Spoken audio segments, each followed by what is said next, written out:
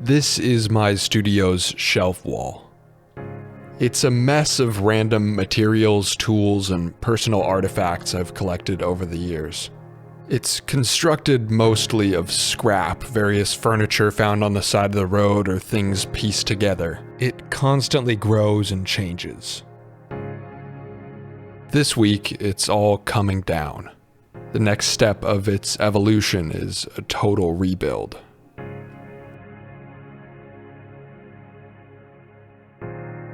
Basic 2x4 construction is one of my favorite things. Cut your boards, make sure they're lined up good enough, drill, drive screws. That's it. If you're not concerned about the way it looks, it's a very easy and forgiving medium. Very affordable too. I'm not building off of any specific plans here, just making decisions as I go. But the general idea is to segment off the wall into these sections that are stackable. Super basic frames and very overbuilt. When I'm building something exclusively for myself, I like this method of exploratory design. Instead of tallying up all the exact pieces of scrap wood I have laying around and figuring out the best possible orientation to put those things together into shelves, I like to just dive into it, start putting sticks together and see what ideas come out of it.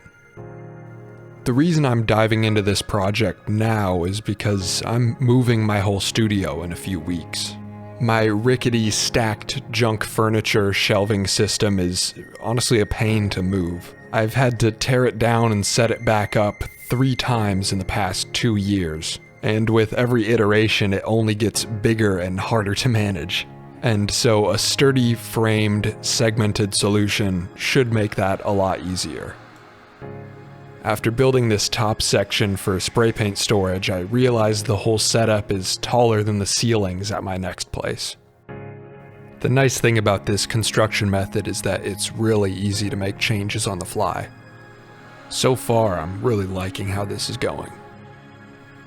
One of the downsides to working with scrap wood is that a lot of the pieces are warped, but a simple wedge can fix that. There's not a lot of mistakes you can make on a construction like this that you can't fix fairly easily, as long as you don't injure yourself. Keep your fingers where they're supposed to be, you know? Away from blades and on your hands. Here's the basic process I'm using to make the frames of the shelves. The only part I knew ahead of time was the width, height, and depth of each section. I pre-cut all my boards to the final dimensions, with the exception of the height board being 3 inches shorter due to the corner overlaps.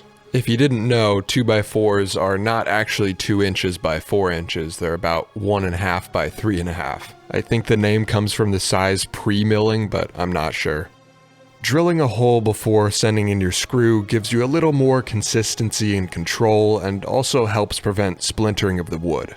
I'm using 3-inch screws here, so after the first board they'll tap about 1.5 inches into the next one. Now, when dealing with warped boards, I like to do as much of the correction as I can in the framing process. Here's a good example. We've got 2 warped boards meeting at a corner, so it's very off. Again, pretty simple to get it fixed good enough. I just join the good corner first, then I pre-drill my holes on the bad corner only through the first board. Then I get my screws started in that board, and then send them all the way through while holding the joint in place, being careful not to pinch myself when that gap closes. On the second square in this set, I didn't run into any warping, but I did run into another issue. A split board. Sometimes even with pre-drilling, it just happens. I'm going to carefully send the screw deeper to open the gap and then fill that with wood glue. Once I feel I've applied enough, I can pull the screw back out a bit again and everything comes back together. I'll also clamp it to make sure I'm getting the nicest joint possible. While that sets, I'm going to work on sticking the 2 squares together. This project is extra special to me because the 2x4s I'm using actually have a history of their own. They're scraps from a set I designed a few years ago for my buddy John's movie. It isn't out yet, so I'm only showing clips from early screen tests, but a lot of good memories were made on that set. Are you gonna stop liking me once I start clickbaiting the hell out of my videos? Oh, 100%. If you do it ironically, I will still... So it's a pretty special full circle moment to be able to use the 2x4s from that set years later on my new setup. My design for the stacking shelves is to have them sort of interlock to keep each other in place. The braces at the bottom of each section are closer to the center so they can kind of nest between the braces at the top of the lower section. Once they're done, I could screw the sections together to semi-permanently join them, but honestly, even without it, the joint feels pretty sturdy. With the last of the new shelf frames built, it was time to actually tear down the old setup to make room for the new one. This part of the process is gonna feel bittersweet, but something I have been looking forward to. You know, in some ways it's just a shelf, but in other ways it's the end of an era. This setup isn't just a place to store materials and tools, it's also kind of my muse. Putting myself in an environment like this that feels overwhelmingly creative, it fuels my fire, it helps me keep going. Some of the stuff in this setup doesn't have any utility at all. That's a 70-year-old fan with a Ford Transit badge on it. Up top I had some floppy disks and truck bed liner for my car. These spray paint racks were actually film lens boxes that I bought from a camera store. My paint shelf was originally a shoe rack I built out of PVC and scrap wood in the first video on my channel. This central shelf was actually the desk topper in my childhood bedroom where I spent a lot of time not doing homework and making YouTube videos on my iPod Nano. I'd like to incorporate that into the new shelving system in some way. This TV cabinet I picked up for free while I was living in the cellar of my friend's house, chasing the YouTube dream. I never liked this thing. Not space efficient, very heavy, poor materials and build quality. I'm keeping some useful hardware off of it though. This whole section over here is a bit of a mess. The thrifted video lights, parts tray, wiring, drill bits. I'm excited to be able to hard mount this stuff instead of having it precariously stacked. The metal drawers, although very heavy, are one of the most useful sections of this whole wall. That's definitely staying. The table it was sitting on, though, not very space efficient. The shelf doesn't even store anything.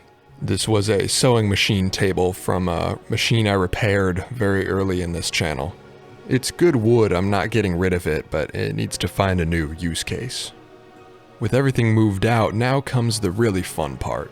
Deciding how I want to put things in these new frames.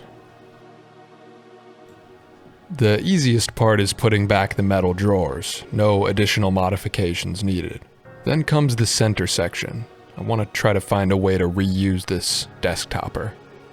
The first step is completing the floor on this unit. I cut down a scrap 2x6 to fill the gap. The blue wood came from some old furniture a local bar was throwing away. They were also getting rid of a bathtub. I didn't take the bathtub. I decided to take off the ends of the desk topper to use it as the centerpiece of the new shelves. I feel like one day this thing is going to end up like the ship of Theseus with none of its original parts remaining.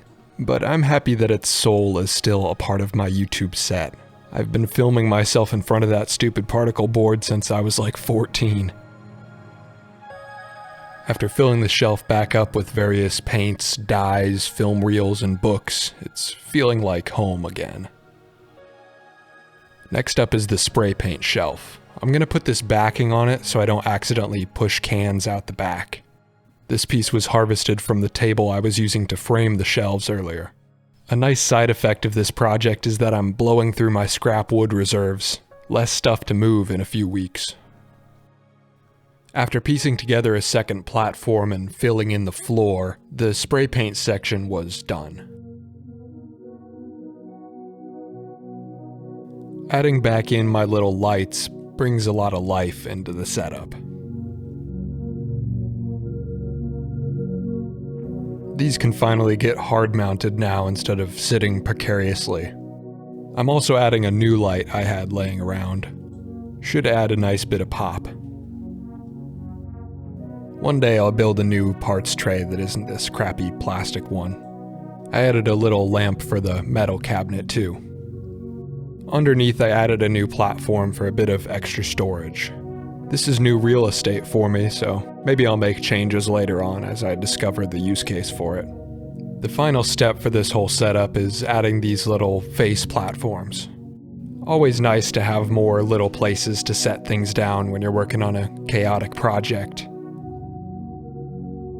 And with that, we go from an overflowing, rickety setup to a new, robust, modular one. Overall, I couldn't be happier with how these look right now. There's definitely improvements that I'll make over time, but this is a really solid base to build off of. For about a 3-day teardown and build up, I'm very proud of this, and I didn't even have to buy any new wood. Now, it is pretty fortunate that I had access to a bunch of random 2x4s laying around, but even if you were buying new lumber, this is not an expensive build at all. The total usage of my setup is about 70 feet of 2x4, which comes out to like 14 8-footers.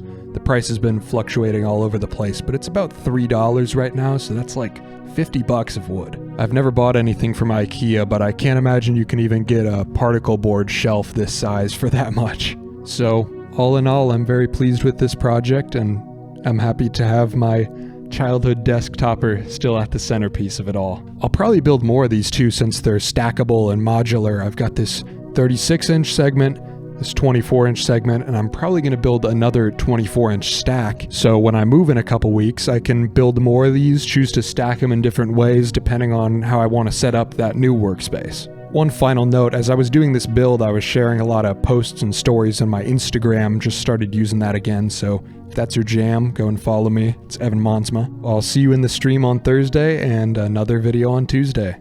Thank you for your time.